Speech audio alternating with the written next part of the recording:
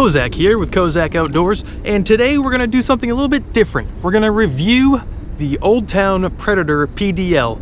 That is not the name of my uncle, that is this fishing kayak behind me. This is the 2020 version, 2020. Slightly different, as I understand, from the prior models. This is my first kind of official fishing kayak. I've owned boats before. I've owned one kayak before, but it really wasn't made for fishing, and it was just a cheap one I got at Big Lots. I wanted something that I could use in larger waters and even take out into the ocean. So through my research, I came to the conclusion that the Predator PDL was in my price range and would suffice for the waters I wanted to fish. Now, I'm not sponsored by Old Town in any means. I don't get any money from them. I did not get a discount on this vessel. So this is a 100% unbiased review of the kayak, which wants to keep floating away. This is a special review because I'm doing it on an island. That is right, I'm in the middle of nowhere.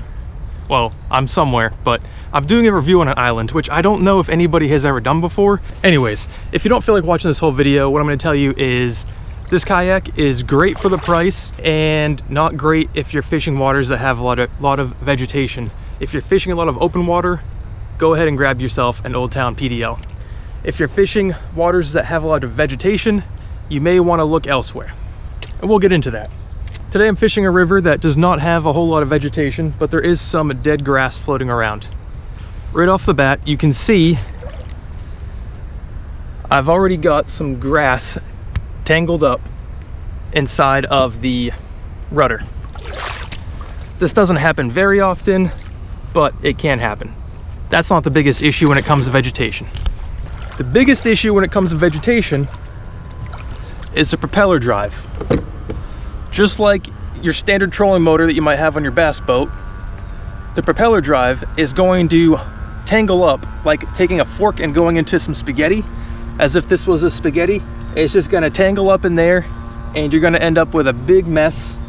And if the vegetation is thick enough, it's very hard to break out of. You sometimes have to actually pop up that drive and manually with your hands rip that grass off and throw it out. It can be a pain if you're fishing an area that has a lot of hydrilla. So again, not great for vegetation. There is a way around that.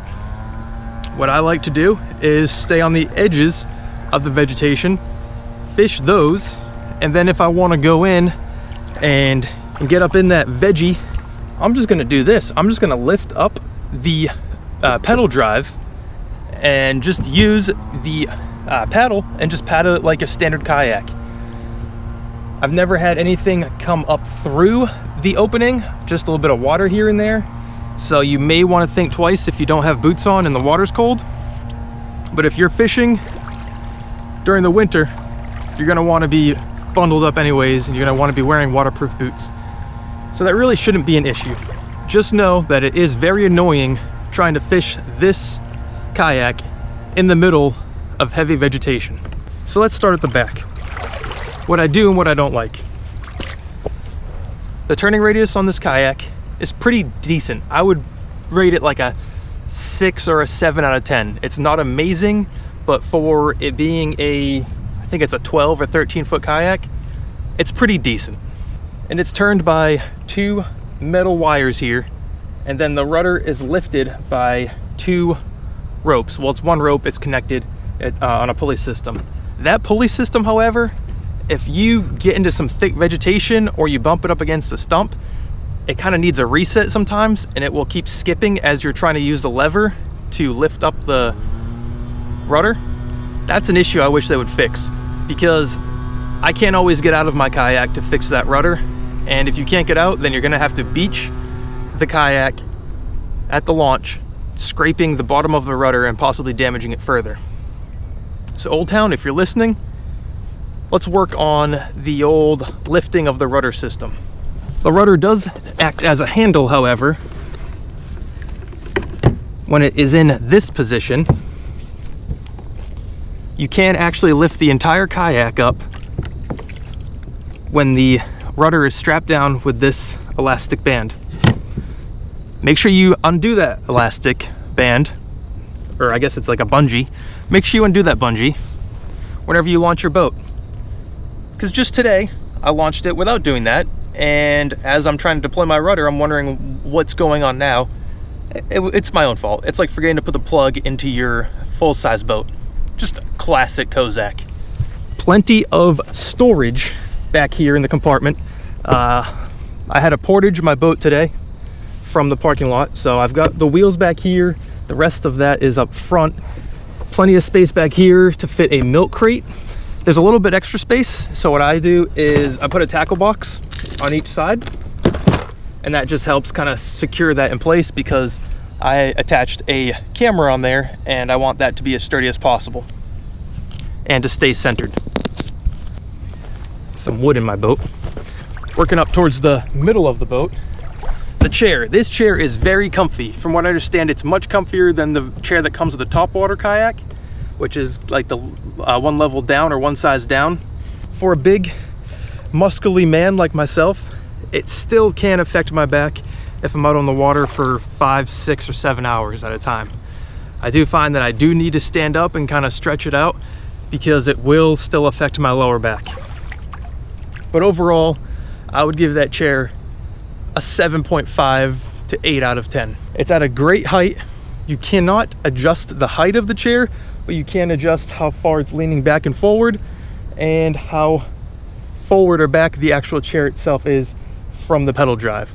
So if you've got longer legs or shorter legs, don't worry about it. You can adjust it. But overall, the chair's comfort and adjustability gets a 7.5 to an 8 out of 10. This little knob right here is your steering mechanism. That is what steers the rudder in the back. It's got that little trucker ball, like as if you were driving an 18-wheeler, which, let's be honest, this pretty much is an 18-wheeler of the water.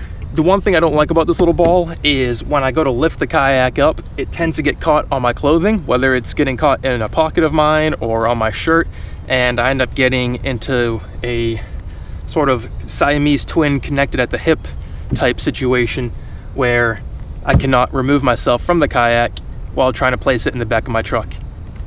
On that same note, the kayak itself, when it's completely empty of all equipment and the pedal drive, is still around 100 pounds. So if you're gonna be by yourself, you wanna be making sure that you're able to lift 100 pounds of awkward proportions, or else you might wanna go to a slightly lighter or smaller kayak.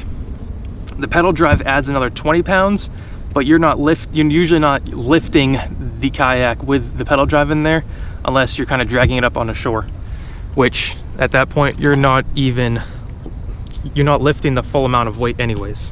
The Predator PDL comes with this nice foam flooring which helps quiet your clunky feet. Thank goodness, because I need that. I'm a very clunky man, and if it wasn't for that, then I would probably catch even less fish than I already do. You've got a kind of a quick use rod holder over there. I need to learn how to use that. You've probably seen me on my other videos where I'm trying to wrestle the fish and unhook it while also wrestling myself because I'm holding on to the pole in an awkward little area. So it's in a great spot. I just need to learn how to use it more efficiently. Cup holder on the far right side. That's my canteen full of whiskey, of course. What else are you drinking? Just straight whiskey on the water. Is that a song? Whiskey on the water.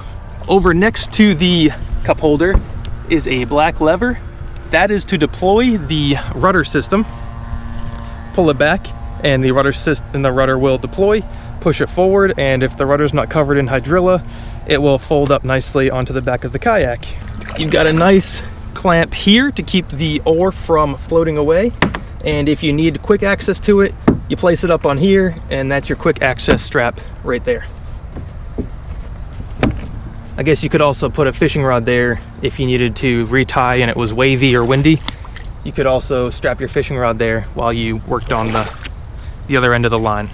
Each side of the PDL comes with mounting, kind of ABS, heavy-duty plastic mounting system. They are already pre-drilled and bolted in. You can remove them if you'd like, or you can buy replacements if you drill into one of them and mess something up, like I probably will at some point. Those are also back here at the rear of the kayak on both sides. You can put your electronics there if you want, but there's also 2 forward mounting plates, and this is where I chose to mount my ram mount for my fish finder. It's very easy. You just remove this plastic, it's bolted on in 2 places, drill your holes right into it, bolt it on, and then replace those 2 bolts. Very simple for the simple man like myself. The pedal drive, very easy. I'll say that it's very easy to turn that, just like riding a bicycle. Pretty much minimal effort. You can be cruising around 3.5 to maybe even 4 miles per hour, depending on what your definition of minimal effort is. But it's very easy, very easy. If you really want to crank down, I've gotten it up to 6 miles per hour, but you really have to be like grinding it out. Pedal drive locks in with these little locking knobs. There's 3 of these on this vessel to keep this pedal drive locked down. These are meant to break if you ram into something with the pedal drive deployed. They are manufactured so that they'll basically explode. I didn't know this, and I had it happen, and I almost, well, I cried for like half an hour to an hour, but that was before I knew it was supposed to happen. They're like 25 bucks a piece. I wish Old Town would include at least 1 extra one, so when, you know, someone like me who hasn't done this before goes out into a shallow rocky river and lodges himself against a rock at 5 miles per hour, I could have replaced it on the water. It's a really easy replacement. This is actually the one that I broke before. What I recommend is if you're fishing a rocky river, a shallow or any shallow area that might have stumps or whatever, you don't have to lock this completely down. You can lock these top 2 ones, this one and on the other side, leave this one unlocked, and whenever you get into deep enough water, you just slide that down into where it goes, which I will show you here in a second, leaving the other one unlocked, so if you do hit a stump or a rock, it'll actually pop itself up. That way you're not damaging the skeg or the propellers. God forbid, do not damage the propellers. At the front of the kayak, we've got some watertight storage. It looks horrible right now because I have the dolly system that goes to the wheels back there. I've got that just kind of janky up here. But this is access to the entire interior, and there's also a battery bag that comes standard with this Old Town PDL, meaning you don't have to install it. It's already there. It fits perfectly the little small 12-volt batteries that you're going to want for any sort of electronics on your kayak. There's also dry storage access underneath the seat. There's a hatch back there that locks and everything. I've never used it. That's also access to the entire interior of the kayak. Now, the PDL has a larger pedal drive than the topwater, from my understanding. What I really like about this larger pedal drive console is that there's actually dry storage. Boom, just like that. Let's do that again. Maybe even slow motion this.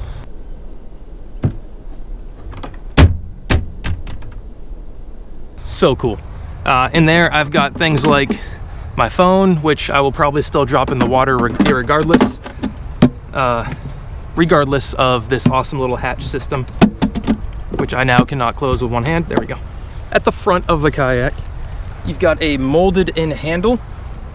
I'm gonna show you a little clip of the other day when I was dollying this, and just how useful this molded in handle actually is. I'm glad it's here. It makes moving this thing around on land a whole lot easier. I'm gonna deploy the pedal drive and show you the amount of clearance underneath this bad boy so that you know kind of how shallow you can and can't go with the pedal drive deployed. To deploy the pedal drive, you're going to pull it towards you. It's going to come out of the little locking ledge that it's in. It's kind of a safety ledge. That's it. Fits right into place, goes right down, and you can just lock it like that if you want. But since I'm in shallow water with rocks, I'm going to unlock it. So if I do hit something, it can pop back up, leave everything undamaged. So as you can see from this clip, the pedal drive, it doesn't need a ton of water, maybe 1.5 feet of clearance, maybe even a little bit less for it to operate. One thing I forgot to add is that this kayak is very stable and very easy to stand up in. Standing up is as easy as 1, 2, 3. Absolutely no issues whatsoever. I don't even have good balance. I'm pretty clumsy. I have fallen out of this kayak one time, but it was my own fault. I reached both hands and all my weight over to one side of the kayak, and I actually launched out of the kayak. The kayak itself has never flipped. It kind of did a big boom, but then it leveled right out and nothing fell out. Overall, I really enjoy this kayak. I'd give it an 8 out of 10 on the Richter scale. And I've only been in it for about a month and a half now, so I'm nowhere near being a seasoned professional. But for somebody who's just getting into kayak fishing, this vessel's awesome. I've been in big water, I've been in big wakes, big waves, and she handles it all like a champ. You can even, she's pretty easy to paddle upriver against current as well if you have to go manual and use a paddle. So hopefully this helps somebody out. Maybe you're out there looking at kayaks. Check out the Old Town Predator PDL 2020 edition. In Old Town, if you want to throw some dinero my way, then we can do that. But no, in all honesty, this was an unbiased review. And if you want more unbiased reviews, check out Kayak Outdoors, because we have no sponsors, and I just, I speak my mind. I speak my mind. I'll tell you what's trash, I'll tell you what's not trash. This kayak, certified not trash. Thank you for watching. Stay tuned if you want more reviews. Check out my channel if you enjoy the outdoors, especially fishing. Leave a comment, please subscribe, and check back regularly because we are doing giveaways on this channel. Thank you for watching. I'm Kayak, and I'm out.